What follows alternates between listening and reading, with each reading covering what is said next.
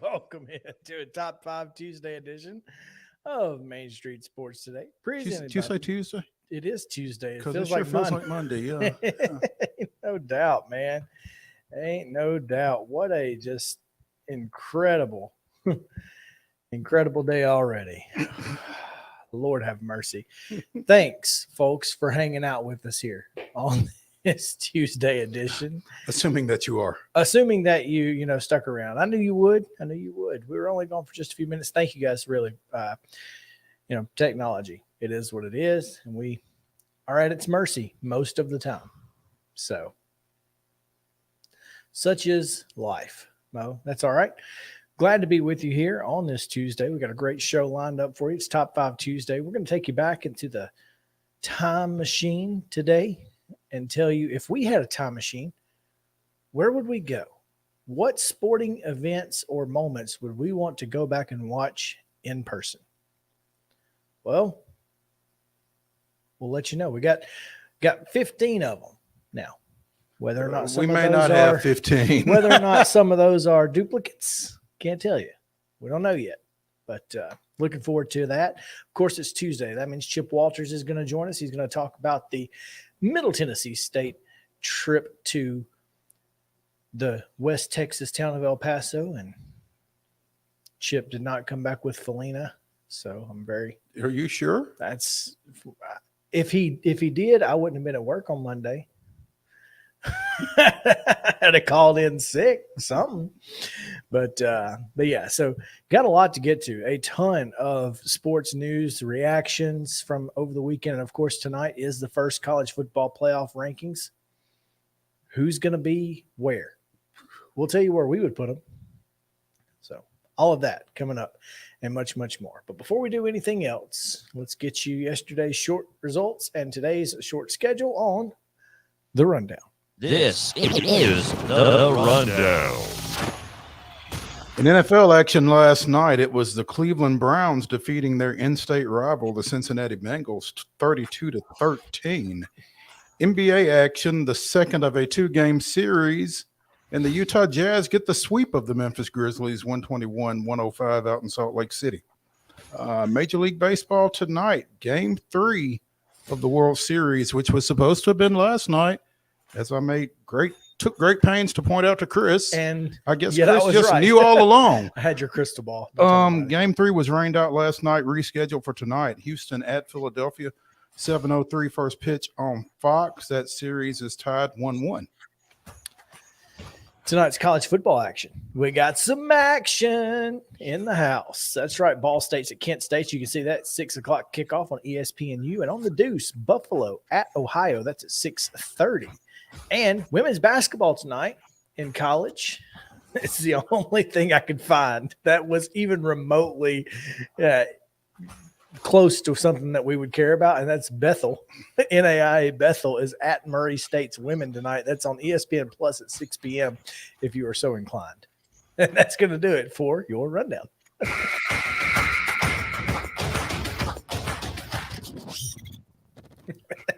Well, quick, fast, and in a hurry there. We get to our top story quickly because it appears that coaching changes are abound across all of sports, as Brian Harsin found himself out of a job yesterday and on his birthday put out a very classy letter. Did he? He did. I've not seen it. I'll have to find that. Look for Cole Kubelik. He's got it. I thought it was incredibly under the circumstances. Yeah. I mean, I thought it was smart on his part. Good PR to just kind of say, hey, disappointed, sorry, I'm going to do better at the next place and move on. Basically, I'm paraphrasing here. That was not what it said. I hope his next press release just says, I'm back. But yeah, so he's not the only one to have lost his job this week, as it appears that not only have the Brooklyn Nets fired a coach, but it looks like they're going to hire a coach pretty darn quick. Steve Nash out after a 94-67 record in 161 games as Brooklyn Nets coach. That's pretty solid. One would think. And I'm not a huge NBA fan, so I mean I can't speak to really the ins and outs, but I do know that when you've got Kevin Durant and Kyrie Irving, there are pretty high expectations, I guess, and I guess 94-67 didn't quite get it, but especially in the East, which is very winnable, relatively weak. Yeah, compared to the West. So, yeah, I mean, I understand, you have high expectations and whatnot, but let's be honest here. I mean, if you fire someone 6 games into a season, why'd you come into the season with him? That's the question I have. Well, it's interesting that you say that, because I saw an article yesterday on hockey coaches on the hot seat. And that question could be asked a little closer to home as well, probably. Well, yes.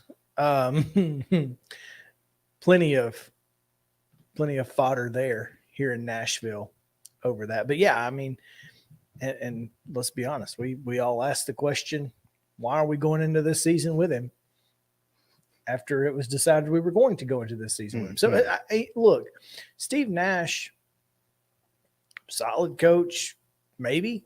We don't really know. Ton of talent. Weak conference. Guess you could say maybe not. I'm not saying Steve Nash doesn't deserve to be a coach in the NBA. Perhaps he does. I don't know. But it was a unique hire. It was a unique hire to start with, because it was his first job, just up out of relatively nowhere to a lot of folks. Yeah. And you feel like there were other people who were, if not necessarily more deserving, you would feel like they were better equipped looking at you, Mark Jackson. What about Becky Hammond? She certainly could have been a higher.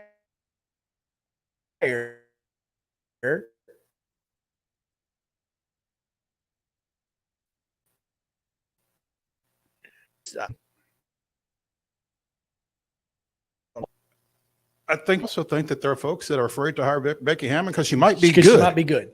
I think those are the two reasons, and they may be two reasons. Like they may both be the reasons for the same team. I'm not saying that, but I mean, I think those are two very big issues with hiring someone like Becky Hammond. And I thought, man, seems like she would be an awfully good hire.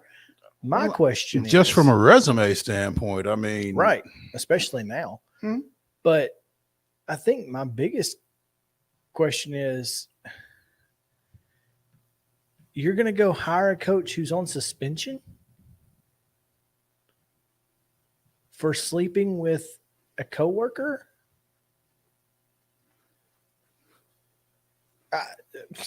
He ain't slept with nobody here, I guess, is the approach that Brooklyn's taken. I don't know.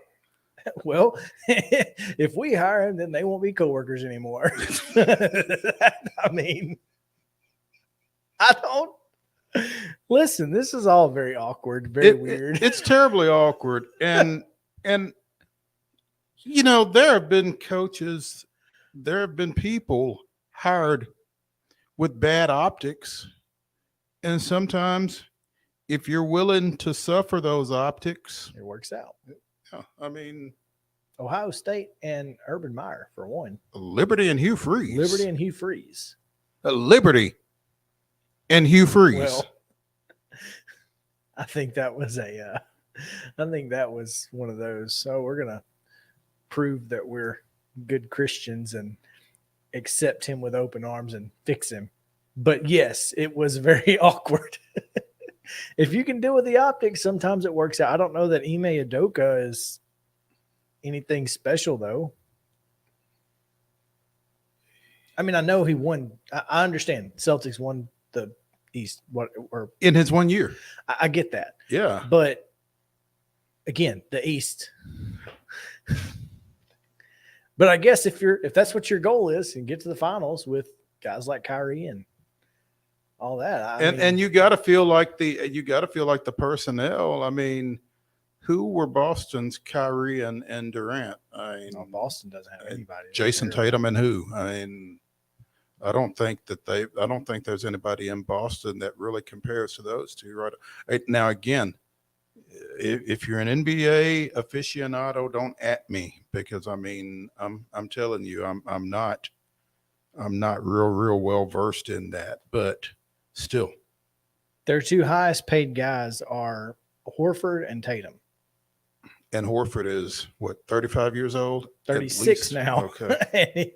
and he's a center. It's not like he's Kevin Durant. Mm-hmm. He's not, So, yeah, just I wonder. Sometimes you get guys like Udoka who are capable of getting more out of less, and then they're not capable of handling more. Maybe that's not the case here. I don't know. Well, I would think that that's what Brooklyn is banking on, is that it is not the case, because otherwise, why do you bring somebody in with the background that he has? Is this Jacques Vaughn or Jackie? It's Jacques Vaughn. That's former Kansas Jayhawk legendary point guard Jacques Vaughn. Well, he's going to coach tonight. I didn't realize he was there. Last I knew, he was, I guess, at Orlando, maybe. So he's the assistant coach, and he's coaching tonight against the Bulls. Good for him. This is insane. Anyway, How did you not know who Jock Vaughn was? listen, man, I don't. God, you're young. Yeah, two reasons. One, not a huge college basketball fan either. But yeah. Mm-hmm. Anyway, also, coaching change, not a firing, but around here, when you mention Brentwood volleyball and coaches, only one name comes to mind, except that she's not been there for 2 years. Mm-hmm. And now they're going to have a third coach in the last 4 years. And Brentwood is now looking for a volleyball coach. Yeah. Brentwood High School sent out a release earlier today. Kathy Cram has resigned as volleyball coach at Brentwood. She had served 6 seasons as an assistant under the legendary Barbara Campbell. And then when Campbell retired, as you said, at the end of the 2020 season, Coach Cram took over for the last 2 years. And Brentwood, as you might expect, when you have a coaching change of such magnitude, hasn't necessarily maintained the status that they had gotten to under Coach Campbell. They went out in the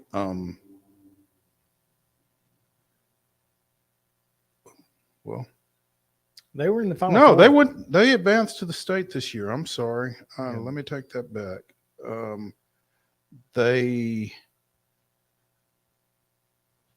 Let's see. Pretty sure they finished Third, maybe final. Yeah, I don't third or fourth. I don't. fourth. know how that Okay, I'm works. sorry.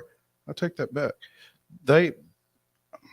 Well, I have to consider where I'm getting my information first of all. So, Well, what are you looking at? I'm looking at Williamson Herald. Okay, there you So go. that's probably the best. Yeah, my bad. But she led Brentwood to the Region 6 AAA title this season and the Class AAA consolation final on October 20th against eventual state runner-up Collierville. So she was in the semifinals basically. Okay, all right. Now, what about last year? Does it say? Last year, I'm not sure. I don't think they had a great year last year. I don't think they did either. Because Nolensville won the state, and I'm not sure that Brentwood even got there. They did not. They lost in the district semifinals to Nolensville. Yeah, there you go. Year. So, but yeah, that program's going to be looking for somebody, and I have a feeling that there's plenty of folks who will be. I think there will be clamoring. great interest in that position, and especially now not having to follow Barbara that's Campbell. the big thing. I mean, you look back across sports history, and following the legend has never been easy. And so maybe getting a little space and a little time between the legend and the next person will help, because I mean, the expectations tend to remain because folks aren't always realistic about things. There you go. So All right. Well, we're going to take a break, but we're taking a little earlier than we did yesterday, huh? But more coaching firings on the other side of it. Okay. So there's that. We'll just keep it going right here. Main Street Sports Day, presented by Mid-Tennessee Bone and Joint. Keep it right here. We'll be back after this. Mid-Tennessee Bone and Joint treats your orthopedic injuries and existing conditions. Our trained physicians will get you back in the game faster. Contact us at 931-381-2663 or www.mtbj.net.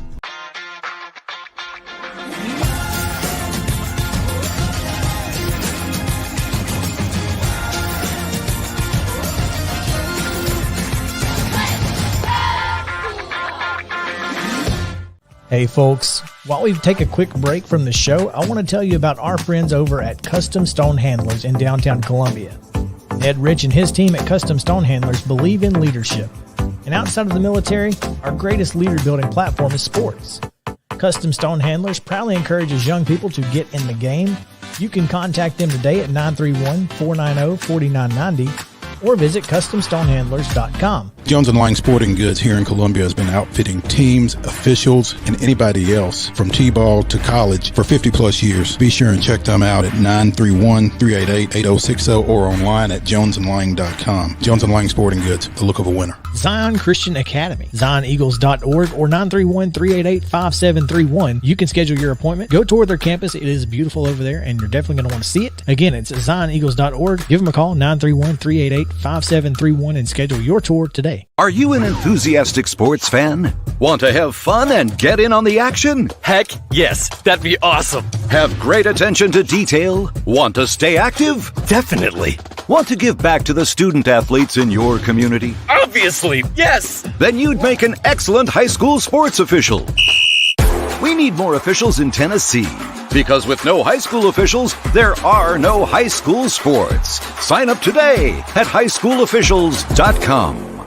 Mid-Tennessee Bone and Joint has been the official sports medicine provider for Murray County Schools for more than 40 years. We specialize in orthopedic injuries, and our Ortho Quick walk-in service lets you bypass the ER. Visit us online at www.mtbj.net.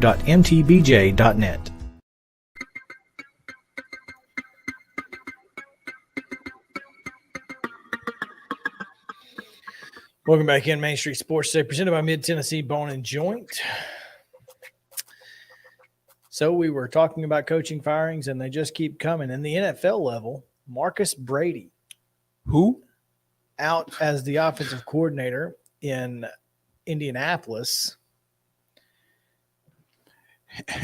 And as I saw in a tweet, Indianapolis offensive coordinator Marcus Brady, who does not call plays, was fired.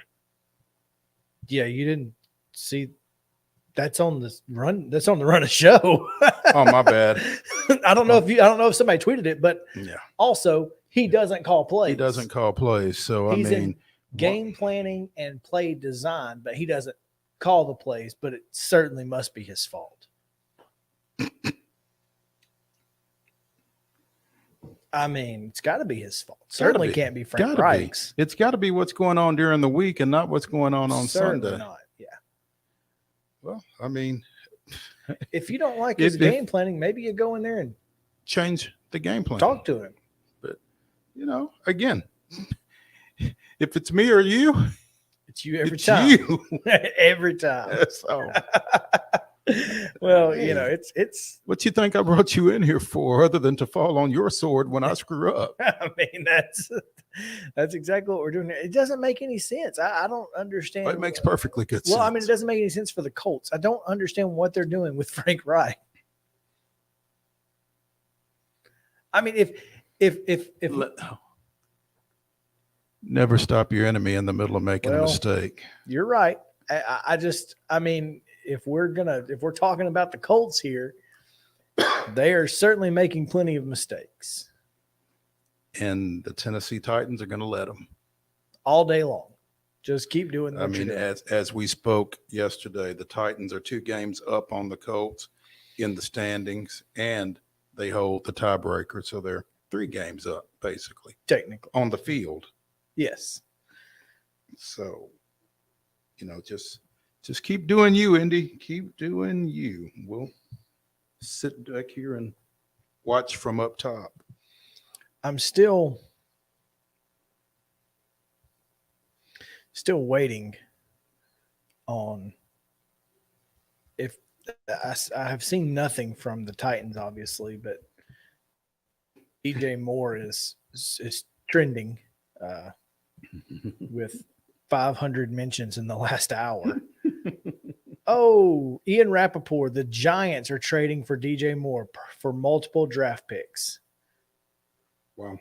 The Giants. Okay. Oh, just kidding. That was definitely not Ian Rappaport. Oh, you got. Yeah. Definitely Oh, not. You got to look for those blue checks, Well, so whether free or paid for. So I have my computer is on dark mode, so all my checks are white. So white circles look like blue checks.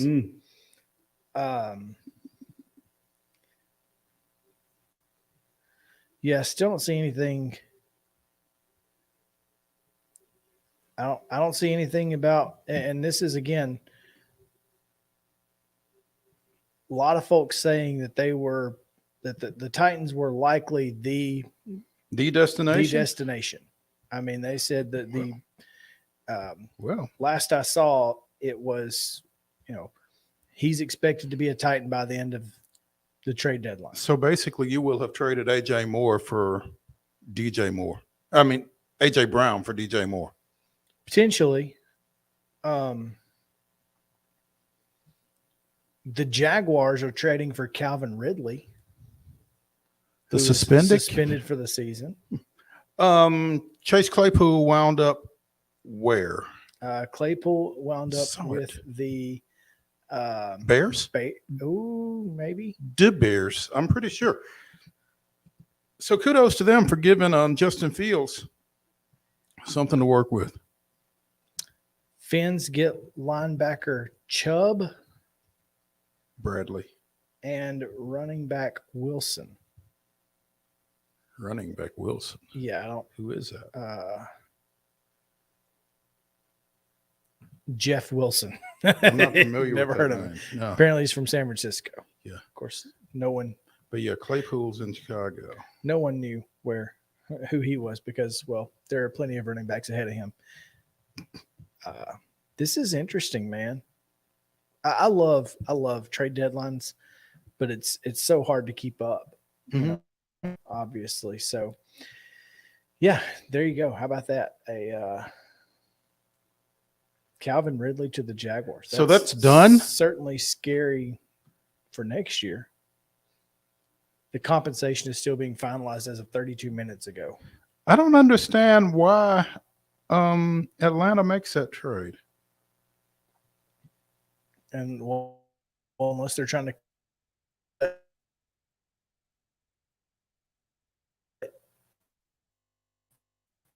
salary.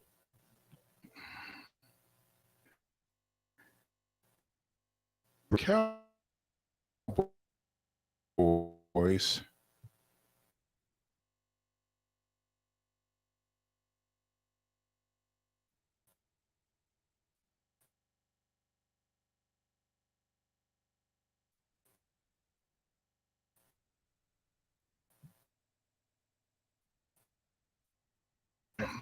It's not yet secured a wide receiver or Anyone else or a lineman, which is what you would hope for. Yeah, I'd almost rather they get a lineman than a receiver, to be honest. The Patriots decided to keep Isaiah Wynn.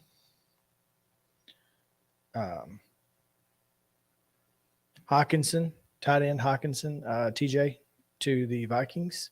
From the Lions. From the Lions. In division. That's interesting. Looks like William Jackson III could find himself without a job if the Commanders can't find a trade partner for him. That's always interesting to me because why would you trade for somebody who's on the waiver wire? I guess if you you're don't. way down on the waiver wire. If the Titans are not down on the waiver wire, I would like to see him. I mean, we could use the help in the defensive backfield right now. Of course, Elijah Molden apparently is coming back here soon. And I think that's kind of the X factor for the Titans. That was kind of the talk throughout the press box a couple of weeks ago when I was there for the Colts game.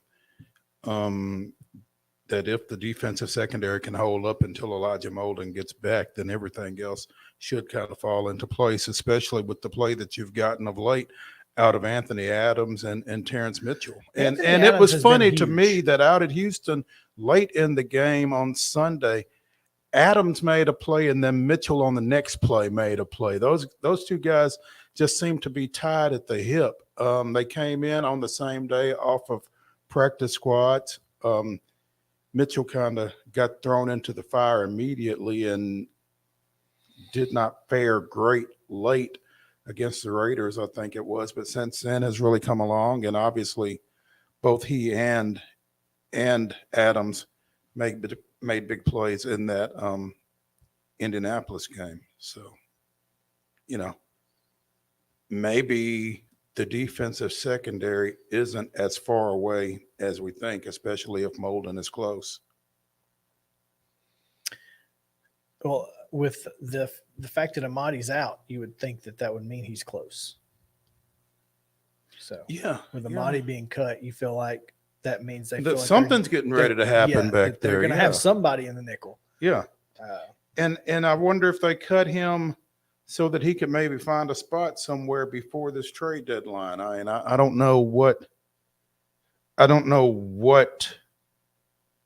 the value was to the Titans of making that cut there, other than, maybe clearing a roster spot to bring somebody in the next 29 minutes. Which I guess is possible. So I'd like to think. Apparently the Titans only had 1.6 in cap space. So I don't know how I don't know who you're going to trade to get DJ Moore, but you can't trade anybody you can't be trading a wide receiver of any sort. I mean, who do you trade? Picks, I guess. And is DJ Moore less than 1.6 mil AAV? That's the thing. Because otherwise, you've got to get rid. You've got to clear something off, some kind of space off. Yeah, that's the problem. So it becomes a little bit of an issue there, trying to figure out, obviously, unless they can work out a contract deal some other way. So anyway, we'll keep an eye on it, let you know what happens in the next 28 minutes. But let's take a quick break and come back. We've got college football pretty much the rest of the way until top 5. So stick around. Main Street Sports Today, presented by Mid-Tennessee Bone & Joint, is back after these messages.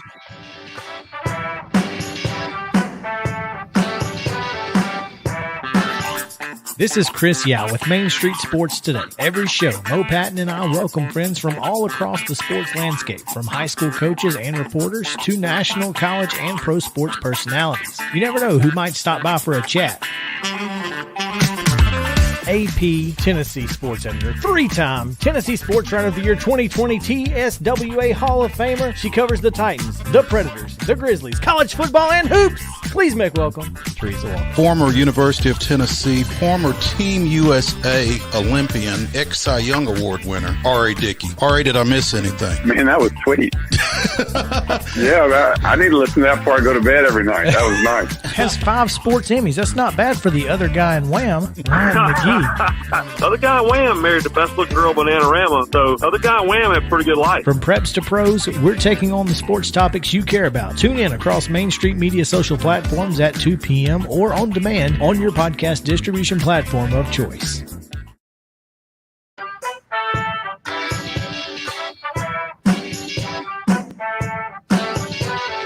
Welcome back to Main Street Sports Today, presented by Mid-Tennessee Bone & Joint. Justin, go ahead and pull that back up if you can, because I want to get to it pretty quickly here.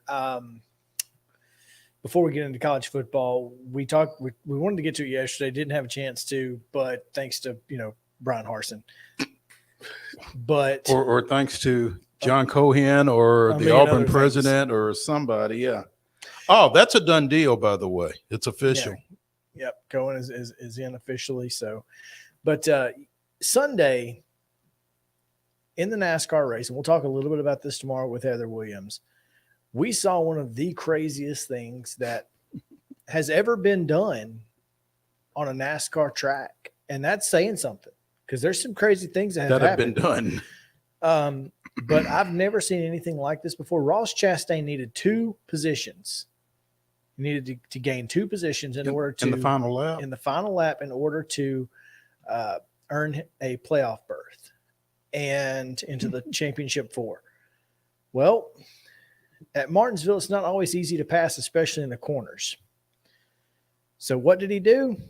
Well, take a look and watch and hear the reaction from other NASCAR drivers. This is outside. Holy cow.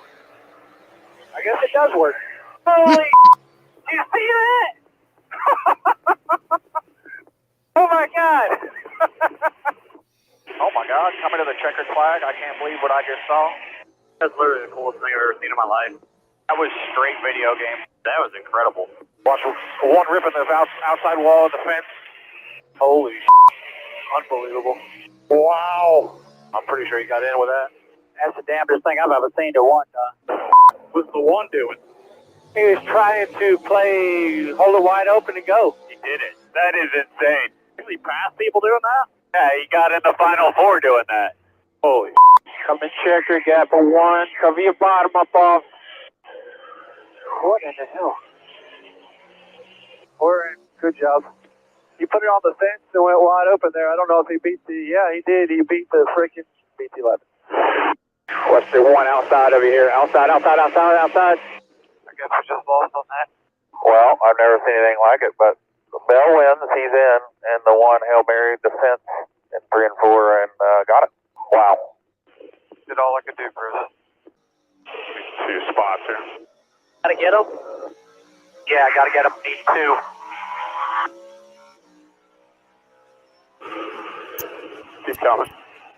Keep coming. Hang up, man. Checkered flag. Nice and easy. Keep it up against the fence there. Talk to me, boys. You made the transfer. Man. That was fucking ridiculous, dude. That was wild, man. That was wild. Holy cow. Oh my God. I don't know how long you've been sitting on that move, but that was fucking incredible. Dude, that was badass. Good job, guys. That's the question right there. How long has he had that in his pocket?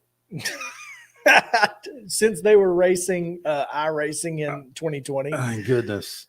You know what? At some point, I'm just going to get up against the fence and just full throttle and see how many people I can go by.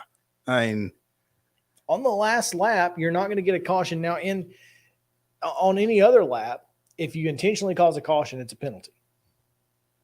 But there was no caution thrown. So It's outside of you. Outside. Holy cow.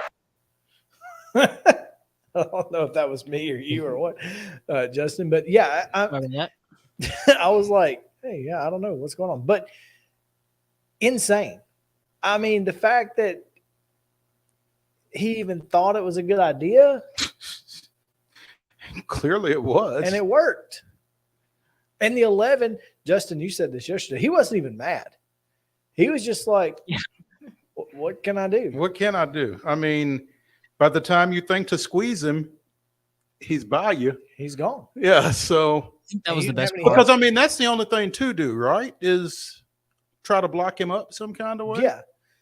And that's why a lot of people are angry. A lot of people are angry because, if somebody tries to do that in the future, somebody's going to pull up to block him. And then the next thing you know, it's going to cause, that you've put. Ross Chastain isn't worried about the next time. Not that time. The next time and here's the thing. I'm curious if the 11's going to react next week in Phoenix. To what? Well, I mean, he has done some irrationally dumb things in his career. Well, and this would be another one then. I mean, which is not out of character. That's my point. But you just kind of got out schemed and out raced right there. Yeah. Sometimes you just got to tip your helmet and go on. And I think that's what he kind of did. He's like, man, I did all I could do, Chris. Yeah. And he did. He did everything he could do. He had it in the bag.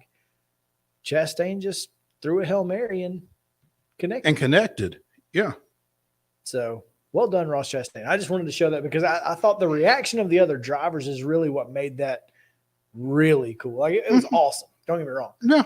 But hearing their reaction in the car is amazing. It's kind of a one of a kind type Absolutely thing there. And you're seeing it in real time and you're seeing their reactions in real time. And that was pretty cool. That was a great. And that tweet comes from NASCAR, by the way. That was a NASCAR tweet, which had some interesting stuff in it. But anyway, college football, plenty of it. Let's get into it. What do you say? Little reaction Tuesday. We'll start in the Big Ten, where Ohio State struggled for 3 quarters and then got a freebie and then let Penn State score late. So 44-33, Penn State covered with that late touchdown and making Mo very angry. That's just one. No, it was the first of many. Oh. The first of many. In fact. But, being at Penn State, getting a win like that, you got to feel like that's even after watching Penn State get boat raced by Michigan, at least that one was at the Big House. Mhm. You were on the road in the Big Ten, noon kickoff, all the things that go with that. You got to feel good if you're Ryan Day in Ohio State about that win. You can't, Oh yeah. I mean, all things considered, 44-31, and Ohio State continues to score points by the boatload. And yeah, I think that's kind of a survive and advance for the Buckeyes, really. And you'll take that right now because, again, you control your destiny if you're Ohio State. You got to beat Michigan. It doesn't matter what else you do. You got to beat Michigan. You could have lost that game as long as you beat Michigan. Penn State's going to lose again. Well, I guess it depends on what it is you're referring to. Are you referring to the Big Ten championship or are you referring to the CFP? I think they'd have got it. I think the Big Ten champion is getting in no matter what. If Ohio State had lost to Penn State but beat Michigan, And you think a one-loss Ohio State team is good enough to get in? I think there's going to be a lot of questions about their schedule. I mean, because nobody else in the Big Ten is.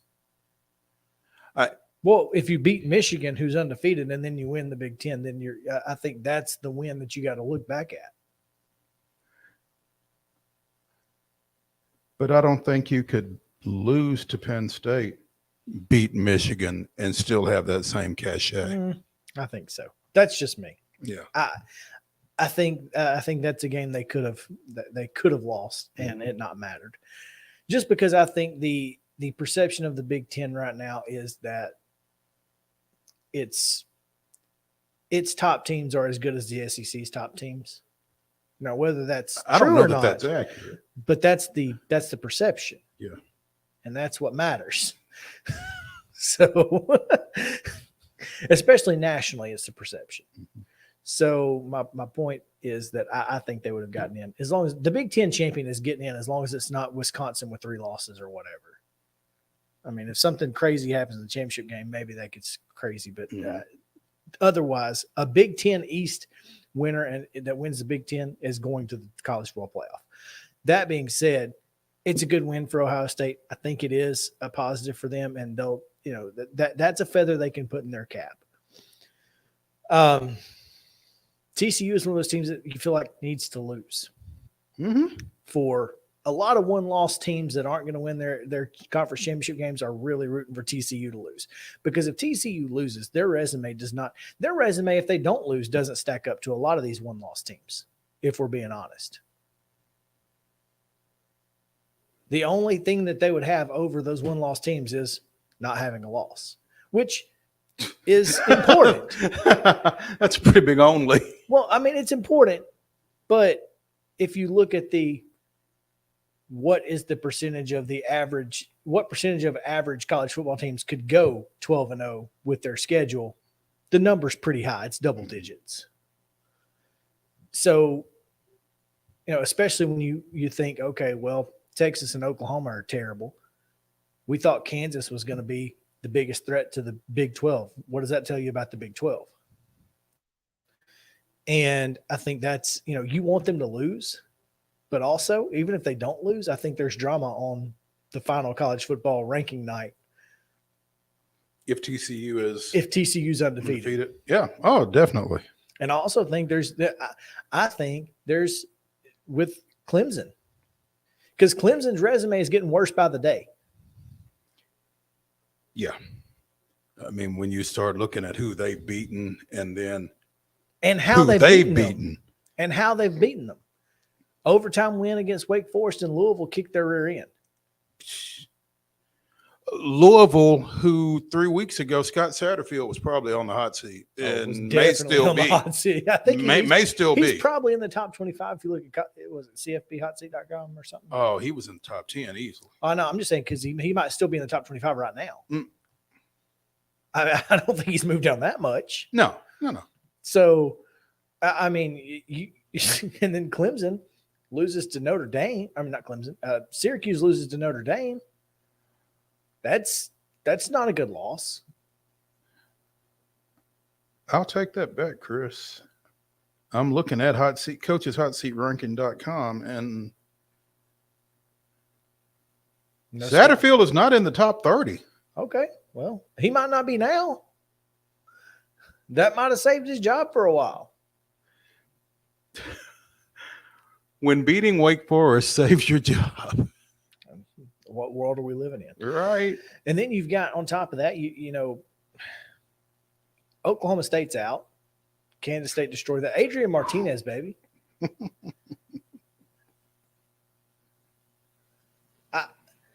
I mean, it just seems like this college football season, if you just go back, this past week was one of those oh crap weeks. Mm-hmm. And that's one thing that I think Tennessee fans can feel really good about is we didn't get caught up in oh crap week. Looking at you, South Carolina, Syracuse. I mean, you feel Cincinnati, which I called. Yes, you did. Well, as did Justin. Justin, well done. Yeah. Whoop, whoop. UCF, man. Something about Gus Malzahn. He's weird. there's that. But yeah, you didn't get caught up in oh crap week, or this was oh crap week across the country. Oregon didn't get caught up in it. Oregon with a big win. Oregon right now, if I'm the college football committee, we can kind of segue into this. And this is tonight, right? It's tonight. We find out tonight, the first college football rankings. If I'm the committee, you have to take into consideration when Oregon played Georgia, where Oregon played Georgia, and week 1 on the road. Because across the country. You can't. Well, I mean, you can't sell Atlanta as a neutral site when Georgia's playing. No, it's literally in Georgia for one. I mean, I know it's not their home stadium, but it's in Georgia. It's might as well be. And new coach, new quarterback, new everything. They've certainly played their way into a conversation. I don't care. I don't think they're going to get in with, if there are 5 other, deserving teams. If you've got TCU and Clemson undefeated and Alabama, Georgia, Tennessee, Ohio State / Michigan, whichever one doesn't lose. I don't think they're in, but I certainly think that they've played themselves into a New Year's Six conversation. So that's a solid move for them. It's great for Oregon. So well done. They didn't get caught up in this in oh crap weekend either. Segueing into the college football playoff thoughts. Tonight is important, but it really doesn't matter outside of the top 4. The reason I say that is because Ohio State, Michigan, Georgia, Tennessee are going to be the top 4 in whatever order they're in. Ohio State, Michigan, Georgia, Tennessee. That's your top 4 in whatever order it may be. And I don't really know who else it could be. Clemson, TCU, Alabama. That's it. Those are the 7 that have an opportunity to be in the top 4. And I don't think any of those are, I don't know that TCU and Clemson will be 6 and 7. I really don't. But you think Alabama will be one of the top 7? I think they'll be top 5. I think they'll be 5. Based on a road loss, the way they lost it to Tennessee, Yeah, I think they're 5. if you don't think Clemson and TCU are in the top 7, who are? That's exactly what we're trying to get into here, right? I think the top 4, and if I am ranking right now, I'm ranking Tennessee number 1. Yeah. In the college football playoff ranking, I'm ranking Tennessee number 1. I understand why they're not number 1 in the AP. I understand why they're not number 1 in the coaches poll, but in this ranking, I think they're number 1. I think Georgia ends up number 2. Let me ask you though, why is the college football ranking distinctly different from the AP top 25? I mean, I think it's inarguable, and maybe we're biased, maybe I'm biased, but it would just seem like to me 5 top 25 wins is an inarguable resume builder. The reason that it's different is because all of the people who vote are in the same room. That doesn't happen in the coaches poll or the AP poll. All of those people are making those arguments to one another. That's why I think this is a more accurate ranking. More legit. It's a more legitimate ranking. Because I just don't understand why that logic doesn't make enough sense to people voting. I just think because there's nobody calling them on it. Like what the crap is, what's dude's name? Oh, Mike Berardino Yeah. from the South Bend Tribune. That guy can kick rocks. He's a Maroon. But I think Oregon's going to be in the top 7. I think they may be 7th behind Clemson. But I think Oregon's going to be in the top 7 over TCU. Based on what they've done. So you think basically the schedule that Oregon has played is stronger than the schedule that TCU has played? I do. Or you think they think that? I think that. I mean, if I were arguing, I would have Oregon in the top 7. I probably wouldn't have UCLA or USC in the top 10. I think there are teams that are better. I think Utah is probably one of those teams that deserves to be ranked higher than most teams in the Pac-12. But have Utah and Oregon played? Utah and Oregon. I don't believe they have. No, they play next to last season. Next to last game of the year. Okay. But Utah did just lose again. So, they lost to UCLA. Of course, they beat USC. So, and that's my thing. That's why I'm not sure that Oregon's schedule is necessarily stronger than TCU's schedule playing in the Big 12. Oregon, which BYU certainly doesn't look as good now as it did, but Oregon did just beat UCLA, who's allegedly a top 10 team. TCU's best win is Oklahoma State. Well, maybe Kansas State now. Now they've got 4 top 25 wins if you include Oklahoma and Kansas. Mm-hmm. And I think the Kansas win counts. Well, I don't know that either of them. As I look at these schedules now, these rankings, are these current rankings or are these rankings at the time that they played? Okay. I don't know, because this is TCU, number 7 TCU beat Colorado 38-13 on September 2nd. I don't think that was the case. Oh, I don't know what you're looking at. I'm sorry. I just, no. What are you looking at? I'm looking at the worldwide leader. The what? The worldwide leader. Oh, okay.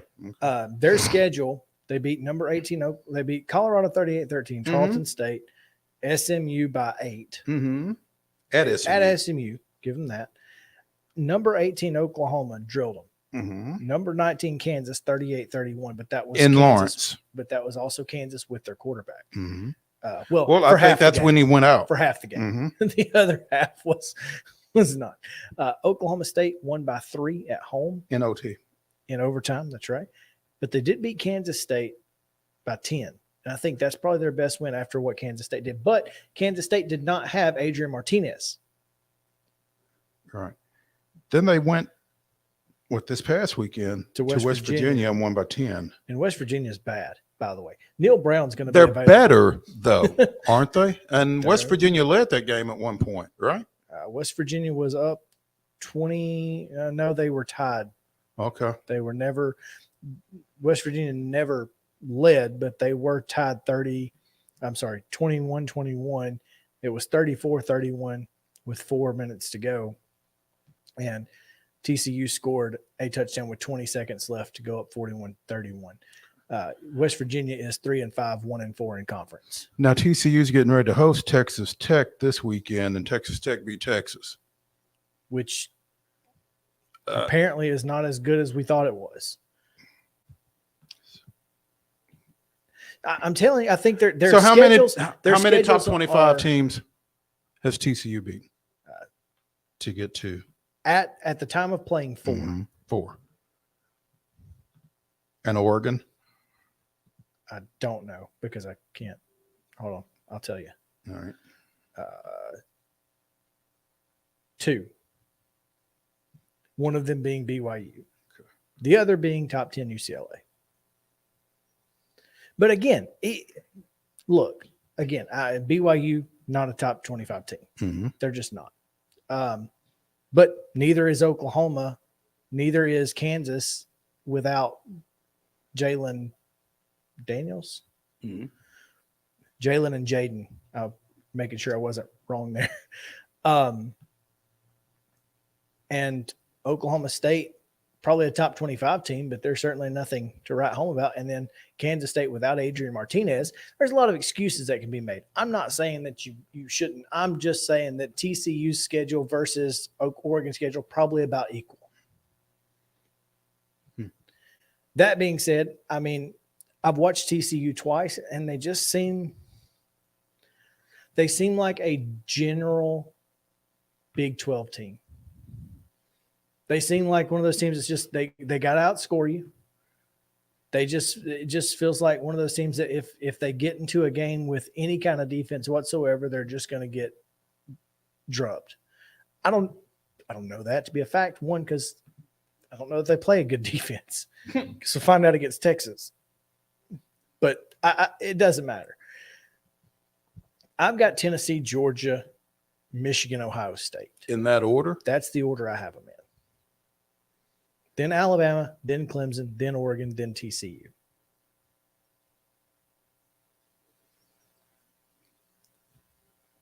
Say that again. You've got UT, Georgia, Michigan, Ohio State.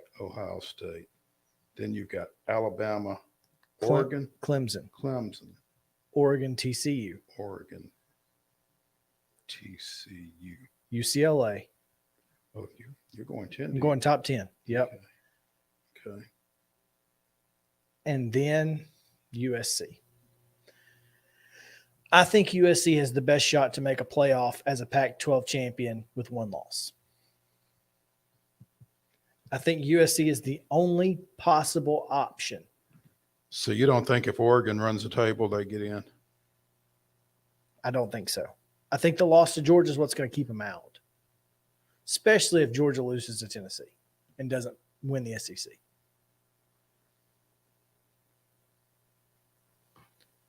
And the only reason USC has a chance is because of who they are.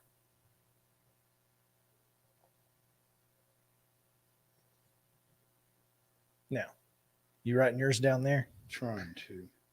Justin, who's going to be number 1 tonight? Probably Georgia, right? I mean, conventional wisdom would say so. I would like it to be Tennessee, but we got haters, you know? Here's the thing. Do you know how many top 25 wins Georgia has? None? 1, Oregon.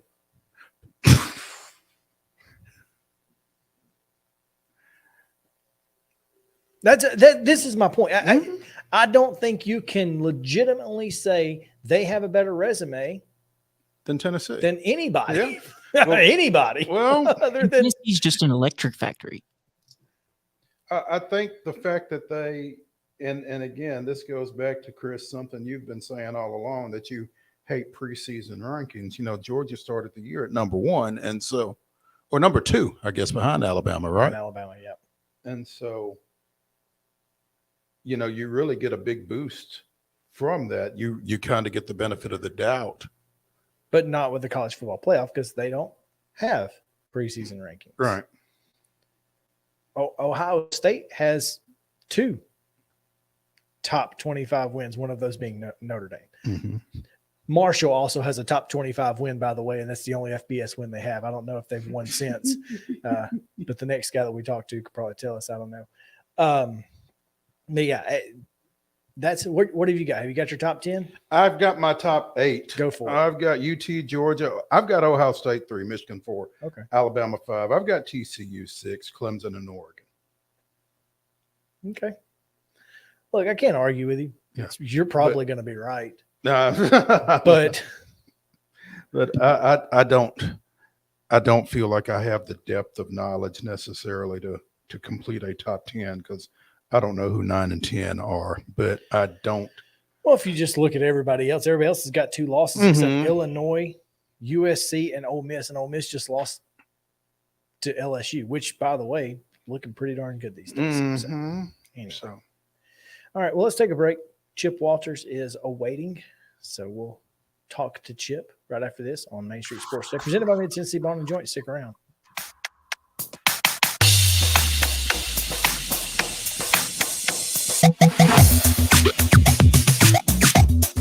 This is attorney Bart Durham, and this is me. I'm Aaliyah. Keeping in good physical condition is really important to me. But when I had a wreck with a tractor-trailer truck that hurt my legs so bad I couldn't work for almost a year, I knew I needed a lawyer that understood tractor-trailer cases. So I called Bart. Bart gets millions of dollars for his clients every year. At Bart Durham Injury Law, we've handled hundreds of tractor-trailer cases. My dad and I want to help. Give us a call at 615-242-9000. Mid-Tennessee Bone and Joint has been the official sports medicine provider for Maury County Schools for more than 40 years. We specialize in orthopedic injuries, and our Ortho Quick walk-in service lets you bypass the ER. Visit us online at www.mtbj.net.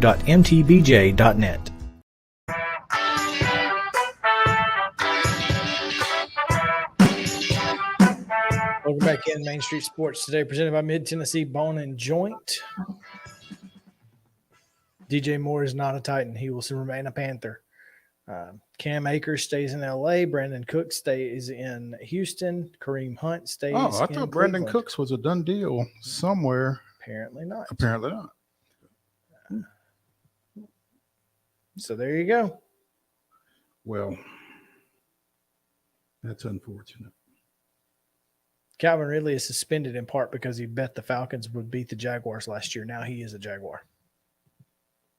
Go figure.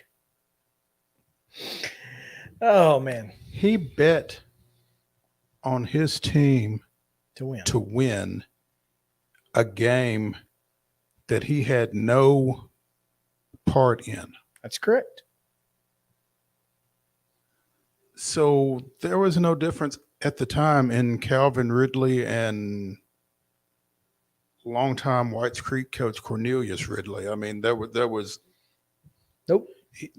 He was just another guy.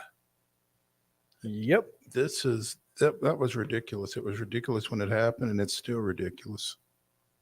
But at any rate, we go now to the Burrow, where awaits Chip Walters. Chip, what's going on, buddy? Just a stone's throw away from the geographic center of the state. Here we are. You can see it from, well, you can't see it because there's no windows in Chip's office, but I mean, yeah, it's pretty visible. Yeah, we've got a window over there. Oh, look at you. I'm in the real estate office today. Oh, okay, my bad. So got you. Chip, long but successful trip this weekend. It was. I think the open date came at a really good time for a lot of reasons for Middle. And number one, they did get DJ England Chisholm back in the lineup. There were a lot of guys who weren't, injured. They were hurt, but not injured, and were able to heal up some bumps and bruises. And I'll tell you, when they got on the field, I told Stock last night on his coach's show that his team looked fast when they hit the field at the Sun Bowl on Saturday. But, it is a long trip. And really, the flight is not that bad. The worst part was the game time because it was at 7:00 Mountain Time, 8:00 Central, which meant, they had to get the guys up, and they had, if you like eat-a-thons, on Saturday, football had, they had breakfast, then they had box lunches, then at 3 p.m. they had pregame meal, which 4 hours prior to the game. Game's over, you get on the bus, and coming out of the locker room, they had a burrito, and then they get on the plane, and there was they sack snack or whatever you want to call it at that time of night, but with a couple of sandwiches and stuff like that. So it was a long day. Managing that time, keeping it busy was one of the things they had worked on prior to leaving. But it was a nice ride home. Actually, the flight coming home was only about 2 hours and 15 minutes. We got a really good tailwind. Landed about 4. I walked in my house a little bit before 5 a.m. and I will, no shame to tell you that I slept till about noon on Sunday, but no judgment here. Maybe a smidge after, but good trip. Offense played very efficiently. They did all that in 62 snaps. You had a 100-yard rusher. You had Chase. He was a 78% passer on Saturday. And I think that open date time as well, one of the real critical things they did, Chase had and the coaches had talked about it. They said, he's bailing out a little too much. He's instead of stepping up in the pocket, he's stepping out and sometimes stepping right into problems. And he only missed 4 passes all night, and had his full arsenal of receivers out there. And, so good road win. Any road win's a good one. UTEP had won 10 out of their last 12 at home, and to go down there and beat them was good. Now you turn around and yet another road game back on the airplane this week, heading to Louisiana Tech. And Tech, they're 2-6, a little misleading because they had to go to Clemson, had to go to Missouri. But they've not been consistent by any stretch either, and that's one thing that Middle has fought a little bit with as well. So ought to be a good matchup. You got 2 hungry teams. Louisiana Tech knows they have to win out to get bowl eligible. Middle is in a much better place right now after getting a road win at UTEP of needing only 2, but obviously every win you get past 6 helps your stock and helps your position as far as where your destination might be. You said that MTSU looked fast on Saturday, and what I saw I wouldn't disagree with, but overcoming all of that food to look as fast as they did was pretty much a feat in and of itself. But you took us through the football team. What about the broadcast crew? How did y'all Saturday go food wise? Well, it started Friday night. Yes, I saw the pictures. Have a good friend out there who he got to know him when we first went into Conference USA. He's on the Sun Bowl committee, and he was our team host, 10, 12 years ago. And we went out and found he had us set up to go to a really good steak place. And then, on Saturday, it was pretty plain for breakfast. We ate in the hotel. Jeff Murphy and I ventured out to there was a little area of some food trucks. We got us a little something there before heading to the stadium. And then after that, it was we were back on the same schedule as the players. Gotcha. Chip Walters, the voice of the Blue Raiders, joining us here on Main Street Sports today, presented by Mid-Tennessee Bone and Joint. As you said, back on the plane again this weekend, going down to Ruston, which is always a fun trip. May I suggest the doghouse? The doghouse, yeah, and yep, and it's interesting. There's been a couple of trips this year that jumped on the schedule late. If you remember, in the Wayback Machine back earlier this spring, when Conference USA put out a schedule that included Marshall, Southern Miss, and Old Dominion. Well, when it finally was determined that they were actually going to leave this year, like they said they were going to, the league had to put together a new conference schedule, and which meant that all the operations folks at every school in the conference had to reshuffle what they were doing and try to, set up hotels, meals, buses, flights, all that kind of stuff. Well, I can't remember from the original schedule where we were supposed to be this weekend, but it was not Louisiana Tech. And when you look at that little area between Monroe, Ruston, and Shreveport, there's just not a lot of options of where to put 150 people. And and so there's nothing in Ruston that can hold a football team. So you go to your first shot then is Monroe, and there's a couple of options there, but because they were so late getting in that mix, it made it tougher. So there was not one single hotel, but they did find. And there's also a school in Monroe, and if they're at home, correct, then they've got somebody in there. Well, and also on top of that, there's that, and Grambling. Also, Grambling's close by. You could have Monroe could be there, and now in football, even home teams have to go stay in a hotel, so Tech comes and they stay at a hotel, I think, in Monroe. Monroe stays in a hotel in Monroe. Texas State will be at a hotel in Monroe. Right. So you got all of that. And then your other option is, okay, Shreveport, you've got some big hotels in the casinos in Shreveport. Well, there's a big MMA fight and everything in Shreveport is sold out. So it ended up So where are you guys staying? We're staying in Monroe, but it's going to be in two hotels. There's going to be one hotel that has all the players. The other hotel had enough rooms to get all the staff and hangers on.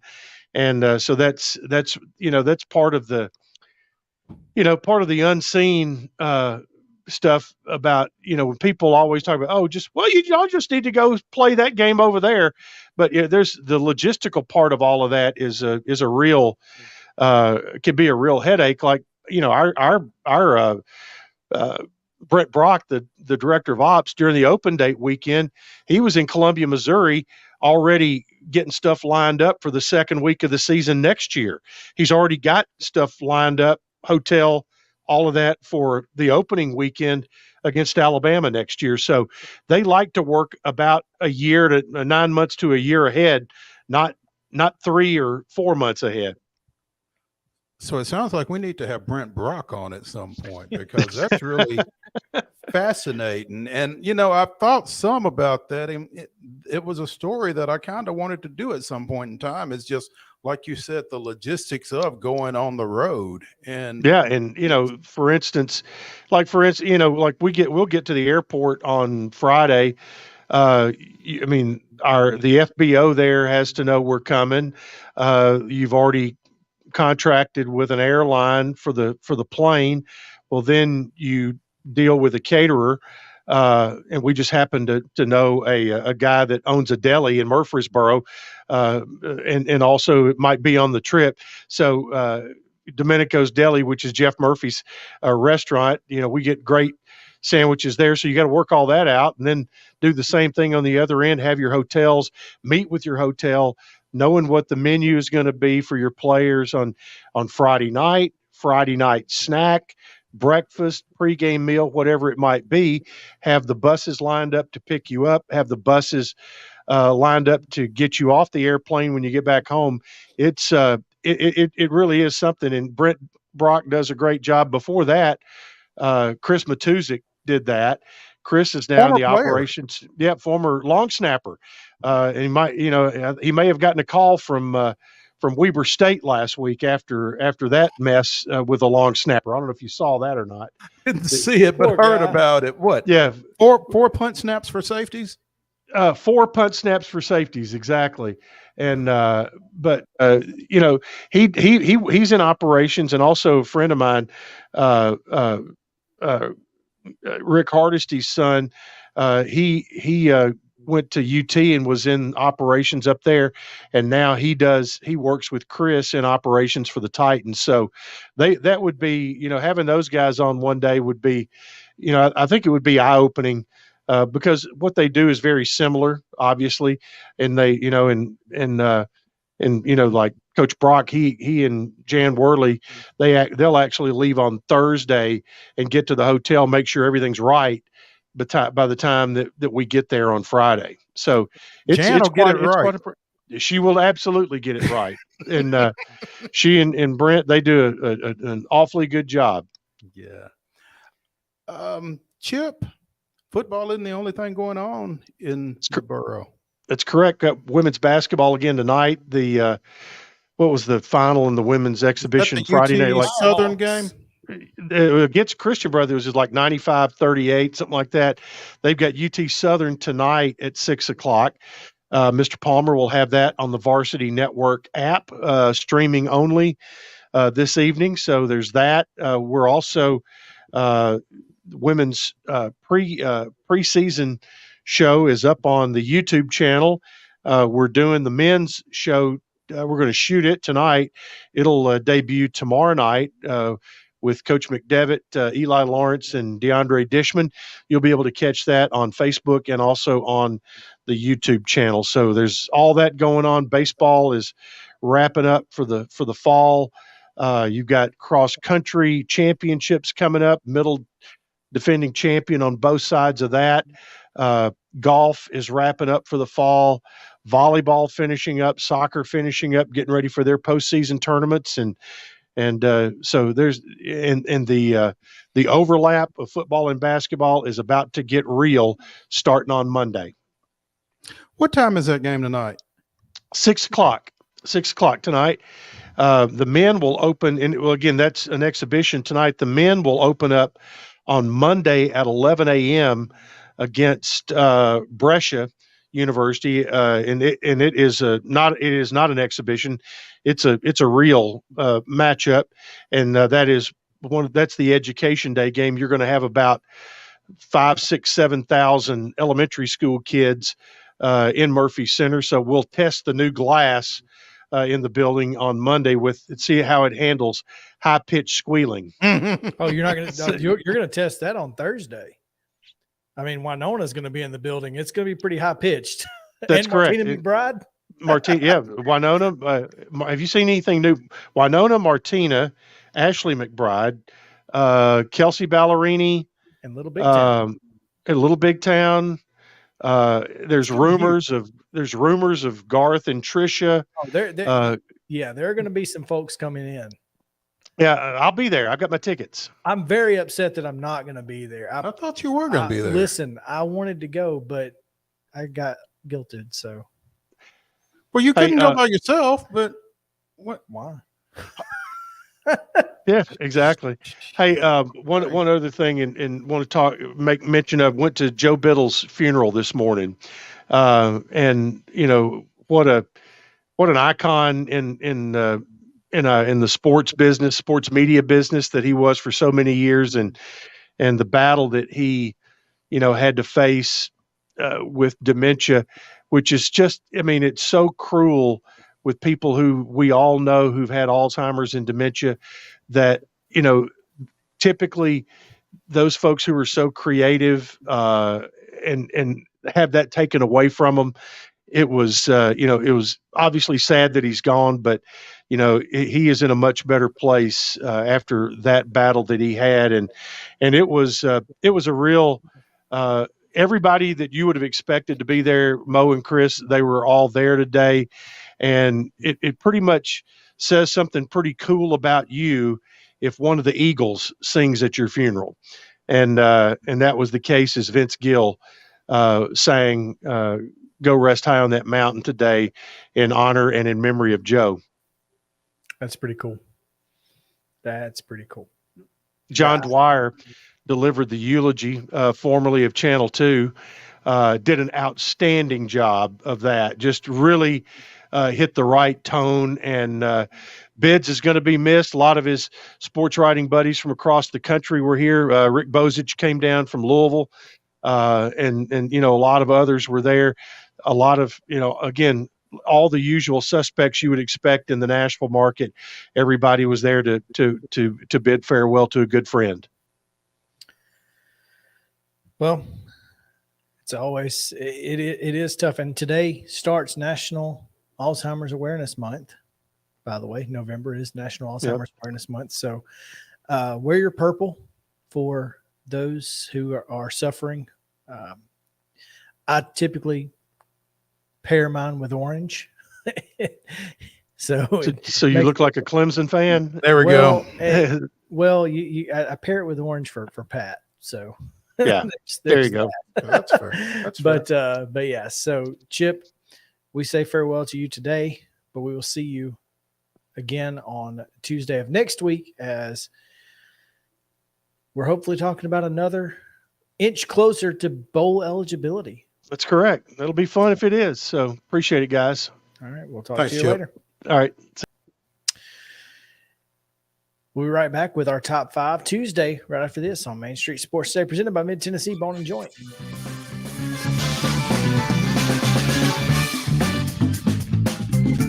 Mid-Tennessee Bone & Joint treats your orthopedic injuries and existing conditions. Our trained physicians will get you back in the game faster.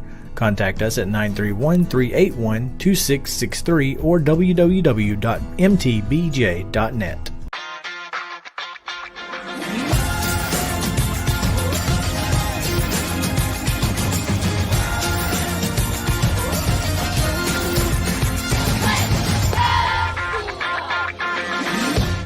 Hey folks, while we take a quick break from the show, I want to tell you about our friends over at Custom Stone Handlers in downtown Columbia. Ed Rich and his team at Custom Stone Handlers believe in leadership. And outside of the military, our greatest leader building platform is sports. Custom Stone Handlers proudly encourages young people to get in the game.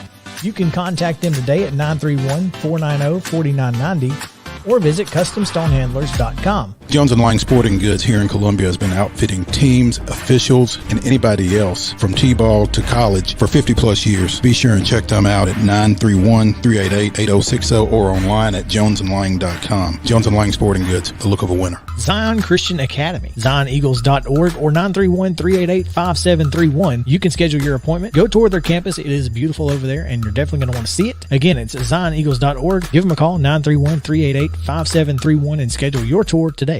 A game without a crowd is just a scrimmage. A performance without an audience is just a rehearsal. Without your presence, high school sports and the performing arts aren't possible. Ensure that these essential extracurricular activities continue to enrich the lives of students in Tennessee. Purchase a ticket to your local high school's game or performance. This message presented by the TSSAA. Mid-Tennessee Bone & Joint has been the official sports medicine provider for Murray County Schools for more than 40 years. We specialize in orthopedic injuries, and our Ortho Quick walk-in service lets you bypass the ER. Visit us online at www.mtbj.net.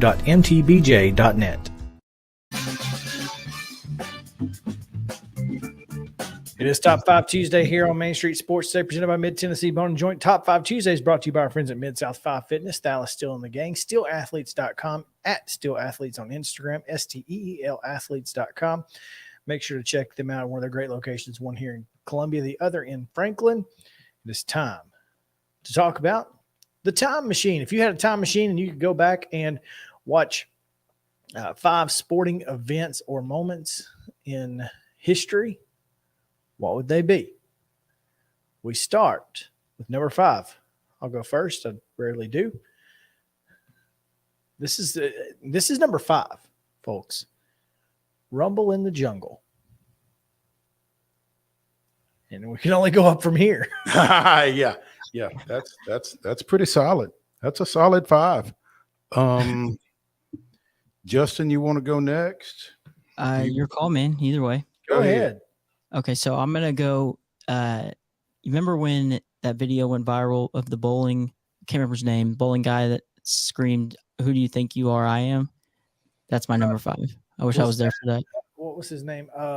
Crap. I can see him. Me too. Think of his name. Who do you think you are? I am. Warren Duke. Is that who? Warren Duke. Okay. You could say anything. I would be like, oh, okay. Yeah, Sure. Yeah. The guy who bowled the 300 on September 11th. Wow. My number 5 took place on March 2nd, 1962 in Hershey, Pennsylvania, when Wilt Chamberlain scored 100 points for the Philadelphia Warriors against the New York Knicks. Tell me, were you in the joint the night Wilt scored 100 points? I wasn't. But and can you imagine watching somebody score 100 points in an NBA game? Imagine if you're a fan of the Knicks. Would somebody cover that guy? Well, we're trying, bro. Good God. It's like trying to cover Jalen Hyde if you're Alabama. It can't be done. I'd say they were closer to Wilt, but yeah. Yeah, I think I'd like to see something like that in person. Were you in the joint? Crazy. Oh, that's a good line. I love that too. Oh, my number 4, 1978 Sugar Bowl. 78. Yes. Who was that? Was that Alabama, Penn State? Okay. That was the goal line stand, I believe. Okay. Yeah. All right.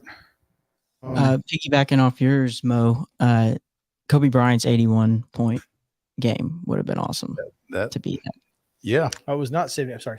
78 Sugar Bowl, 77 season. Mm-hmm. Sorry. There you go. Yeah. That kind of throws you off a little bit. I'm sorry. No. 78 season 79 Sugar Bowl. That's what January 1st, 1979. Thank you. Yeah. Sorry. Yeah. Oh, that's okay. I knew where I was going with that, but I couldn't. It's okay. Anyway, it the happens. goal line stand. Absolutely. That's a good one though. 81 points. Look, difference in Wilt scoring 100 and Kobe scoring 81 because Kobe was doing it with a 3-point line. Well, Kobe was doing it with a 3-point line. He was doing it from the perimeter. Wilt was doing it without a 3-point line, and he was probably point blank range for most of them. So yeah, I don't know how you run down the court fast enough to score 100 points. Yeah. No, honestly, that sounds exhausting. If no one was better. My number 4, and you're going to be surprised that it's not higher, but I don't think I would have been old enough to have really appreciated it. No, but you're in a time machine. Yeah. No, you're so today. I'm today. That's the thing. You can go anywhere. Still my number 4, April 8th, 1974, Hank Aaron, 7:15. Nice. Yeah. I'm a little surprised it's not higher, but hey, I get it. Well, I get it. It's a pretty solid top 3 though, too. No, exactly. Rumble in Jungle's 5, man. Come on. Mm-hmm. My number 3, 97 Masters. Just the domination on Sunday from Tiger Woods. Pure domination. You just watched in awe on television, much less being there in person. Are you kidding me? Yeah. No, 97 Masters. The players being interviewed, like looking back on that match, would say that they didn't have to look at the scoreboard. They could tell by the roars from the different greens, like how close he was. Yeah. What's your number 3, Justin? My number 3 is kind of out there, but it's still iconic to me when Kane and The Undertaker both wrestled each other and found out they were brothers. Or you found out they were brothers. WrestleMania 3 was almost on my list. Man, that was electric.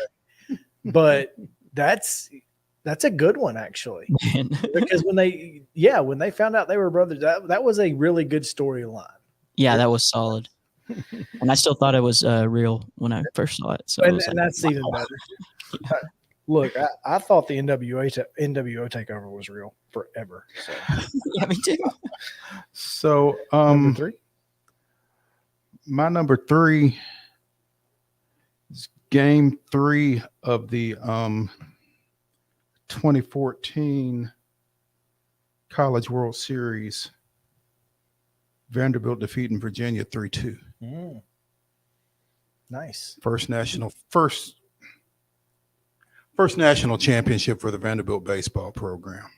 And we won't get into school-wide Bowling. because So, but yeah, that was, I don't know if you want to say that put Vanderbilt baseball on the map. I think they already were, but I think it kind of legitimized, solidified their spot as a national power. Absolutely. Yeah. I agree. So my number 2, Lake Placid, 1980, Miracle on Ice. Oh, do you believe in miracles? Yes. I can't imagine if I were there, I would have lost my mind. That was pretty crazy at the time. Yeah. Justin, number 2. My number 2 is, I'm trying to think if I can remember. The national championship game where Vince Young and Matt Leinart played against each other. Oh, 2005. Yep. Yes. Or 2006. Yeah. Reggie Bush, Lindell White. Ooh. There are those that would tell you that was the best college football game Ever played. Ever. Man. And I wouldn't argue. I would with be them. hard pressed to find another. I wouldn't argue with them. There may be others, but The storyline behind it too is just fantastic. I think 2022 Tennessee Alabama's up there.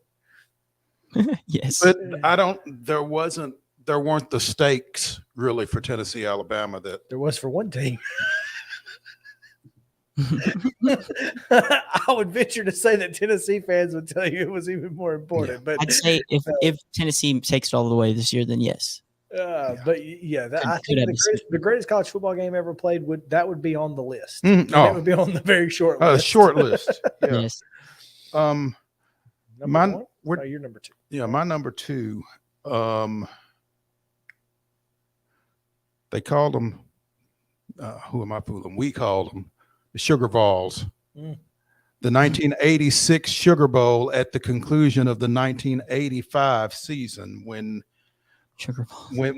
Jimmy Johnson would tell everybody that after we beat Tennessee, we should be considered for the national championship. Well, as Lee Corso would say, not so fast, Not so fast, my friend. 35-7 Tennessee. And Jeff Powell busting up the left sideline for 60 yards to open the second half. Former Whites Creek standout. That was Was that your second Whites Creek reference this show? Quite possible. Yes, it is actually. What are we doing? From my den, I was chasing him down the field. It was crazy, but yeah, go. That's it. I can see it. That still gives me chills. Yeah, that's my number 2. I would love to have been in New Orleans that night. And what's sad is I know a bunch of folks that were. Oh, that's brutal. Including our friend Holly McCall, who was in school at UT at the time. So, yeah. Miami had a way of losing games after talking a lot of smack, didn't they? In New Orleans, think the second time around in New Orleans they would have shut up. You would think, but they didn't. Nope. No. So there you go. Yeah. Oh well, my number 1. Anyone who is a fan of this team will know how to finish this. I know what you're gonna say. I bet. I bet you don't. I would wager everything in my bank account right now that you have no idea how to finish the sentence I'm going to say. Mo will know. Would somebody please score a run because they're not. Oh yeah, I don't know. You're right. World Series Game 6, Braves over the Indians. I really appreciate you stealing my thunder. No, that's all right. Yeah, I feel so bad. I'm surprised y'all didn't have mine. My number 1. Oh, what is your number 1? Let's talk about Justin's number 1, and then we'll come back to ours. Yeah, he's got something. Okay. Oh, the way. It's a miracle. I actually was there for that one. That's awesome. You were there for the Super Bowl run the whole time. Yeah, that's my number 1 as well. So in this, and I didn't know if you were going to go there or not, But only one other time have I known what your number one was going to be, and we've said it at the same time, and that was Richard Pryor.